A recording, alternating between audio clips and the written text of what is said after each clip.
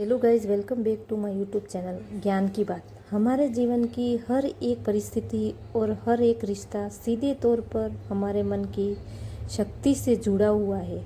ब्रह्मांड का सबसे बड़ा और एकमात्र नियम यही है कि संकल्प से ही सिद्धि होती है और संकल्प से ही हमारी पूरी सृष्टि का निर्माण होता है। इसका सीधा सा अर्थ यह है कि हम अपने भीतर जैसी सोच रखेंगे वैसा विचार बार बार दोहराएंगे। हमारे जीवन की हकीकत भी वैसी ही बनती चली जाएगी। अक्सर हमारे जीवन में या तो दफ्तरों में जब किसी व्यक्ति के भीतर कोई कमज़ोरी होती है, जैसे कि बहुत ज़्यादा गुस्सा करना, बात पर डर जाना, चिंता करना, लोगों पर शक करना या हर काम को कल पर टाल देना, तो आसपास के सभी लोग अनजाने में एक बहुत बड़ी गलती करने लगते हैं। वे सब मिलकर उसी कमज़ोरी की चर्चा करने लगते हैं और बार बार कहते लगते हैं कि यह इंसान तो बहुत गुस्से वाला है, यह कभी सुधर नहीं सकता, इसके भीतर तो बहुत डर भरा हुआ है। जब हम किसी की कमज़ोरी को इस तरह बार बार अपने शब्दों में अपने विचारों को दोहराते हैं तो हम उसके नकारात्मक संस्कार और ज़्यादा पक्का, गहरा और मजबूत करते चले जाते हैं। यह बिल्कुल वैसा ही है जैसे किसी के पास पहले से ही एक काले रंग का घेरा हो, हम उस पर बार बार काली स्याही चलाकर उसे और ज़्यादा अंधकारमय बना देते रहें। यदि वाकई के सामने इंसान को बिना एक भी शब्द कहे बदलना चाहते हैं तो भीतर सुधार लेना चाहते हैं, हम इसे पूरे चक्र को बदलना होगा। परमात्मा का ज्ञान हमें सिखाता है कि जो संस्कार उस व्यक्ति के पास इस समय है, हमें उसे नहीं देखना, बल्कि हमें यह देखना है कि उसके भीतर इस वक्त किस दिव्य गुण की कमी है। अगर कोई व्यक्ति बहुत ज़्यादा क्रोध कर रहा है तो स्पष्ट है कि समय उसके भीतर शांति की कमी है। अगर कोई बहुत डरा हुआ हो तो उसके भीतर आंतरिक शक्ति की कमी है। ऐसे समय में हमें उनके सामने या पीठ के पीछे उनकी निंदा करने के बजाय अपने मन के भीतर उनके लिए एक बहुत ही सुंदर और पवित्र सफ़ेद रंग का घेरा बनाना होगा। हमें अपने मन में एक और अपनी वाणी में केवल एक ही संकल्प बार बार दोहराना होगा कि तुम एक बहुत ही शांत स्वरूप आत्मा हो, तुम बहुत ही शक्तिशाली आत्मा हो। जब हम अपनी सोच को इस तरह उठाते हैं तो हमारे मन से निकलने वाली पवित्र शक्तिशाली वाइब्रेशन सीधे उस व्यक्ति के दिल और दिमाग तक पहुंचती है। हमारी यह मुक्त दुआएं और शुभ भावनाएं उस आत्मा को नीचे गिरने से रोकती है और उसे अपनी शक्ति से ऊपर की तरफ खींच लेती है।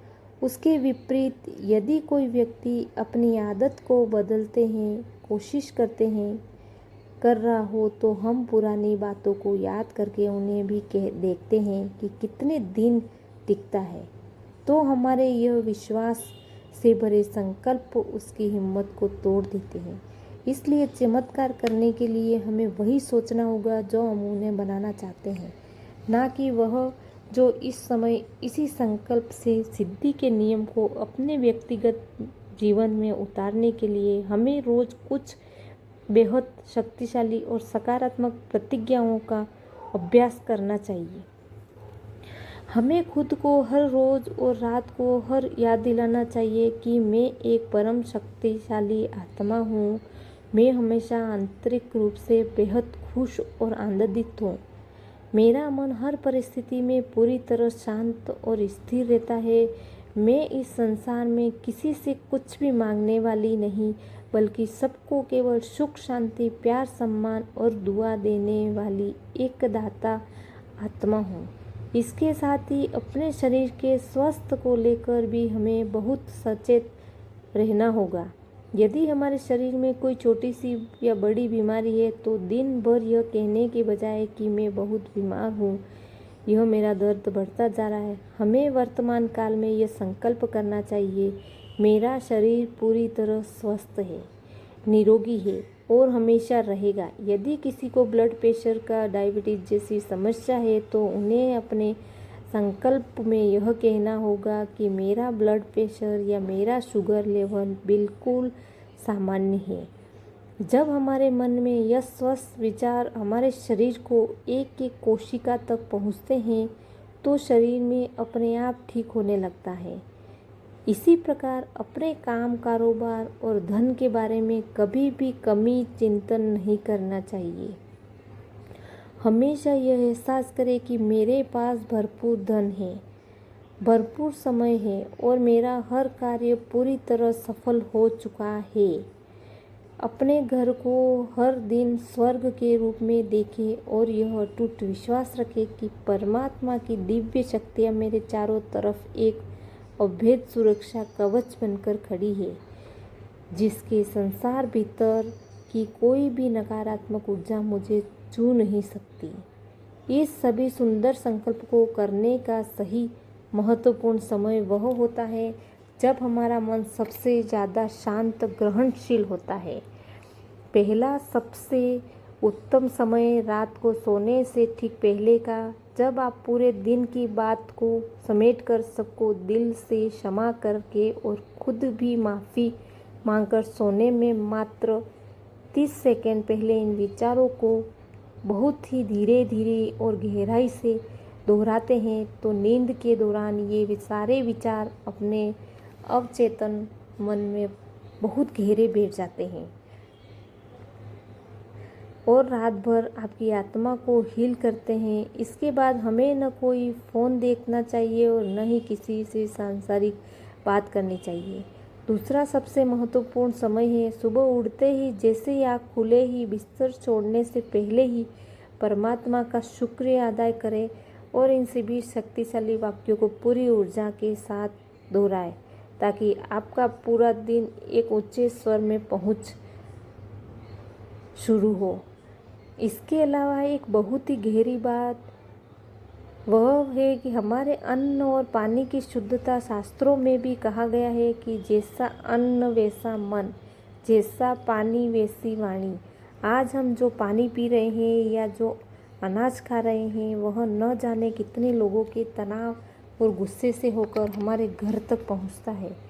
यदि हम उसे वैसे ही ग्रहण कर लेते हैं तो हमारे मन की स्थिति भी वैसी ही अशांत हो जाएगी।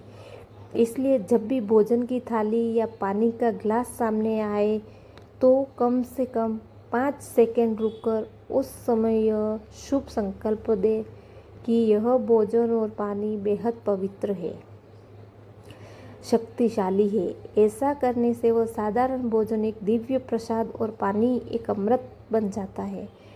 इस पूरी जीवन शैली को बदलने के लिए हमें अपने रसोई को एक मंदिर की तरह पवित्र बनाना होगा।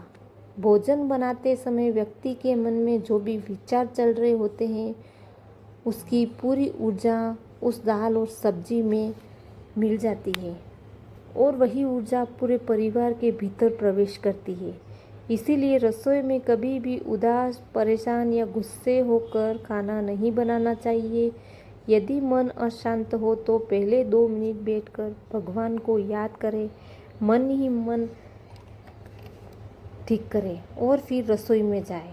अपनी रसोई में एक छोटा सा नियम बना ले कि भोजन बनते समय वहाँ हमेशा कोई सुंदर भजन या ज्ञान के महाकाव्य चलते रहने चाहिए ताकि पूरा भोजन परमात्मा को याद में तैयार हो।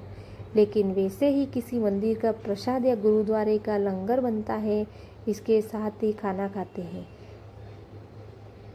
खाना खाते समय मोबाइल फ़ोन का इस्तेमाल करना और टेलीविज़न पर लड़ाई झगड़े, रोने धोने वाला नकारात्मक से भरे सीरियल देखना पूरी तरह बंद करना होगा, क्योंकि वह सब कुछ सीधे हमारे भीतर जा रही है।